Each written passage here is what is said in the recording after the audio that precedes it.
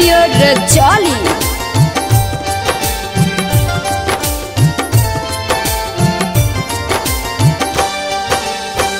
दुख से त दुगना भई घरवा में मैं हो, दुख से त दुगना भई घरवा में मैं हो। कैसे पूजब छठ माई आवत रोआई हो, कृपा करी छठी मैया आवत रोआई हो। दुख से त दुगना भई घरवा में मैं हो, दुख से त दुगना भई घरवा में मैं हो।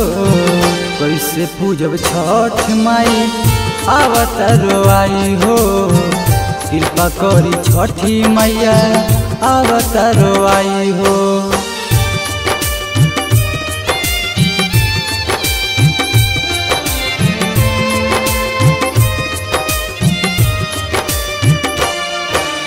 बोला बोला छठी मैया की।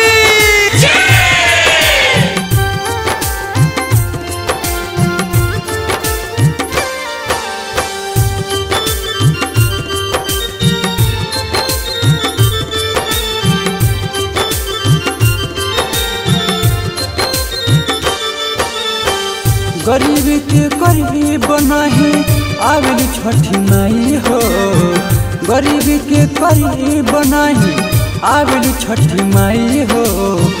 दया करी माया बसा के ये छठी माई हो, कृपा करी छठी माई आवत रोआई हो। गरीब के गरीब नहीं आवेली छठी माई हो, गरीब के गरीब नहीं आवेली छठी माई हो। दया करी माया बरसा के ये छठी माई हो, कृपा करी छठी माई आवत रोआई हो।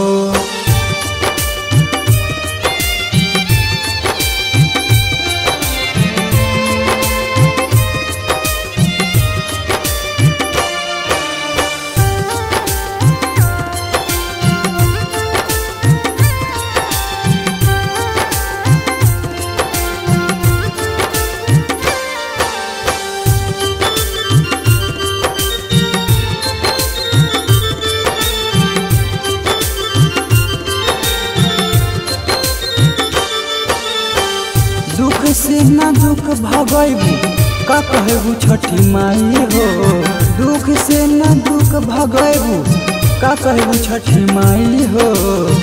गए बरज गाम माई नसीब के करीब हो, सहयोग में बारे जीतन तनिक कैके तकलीफ हो।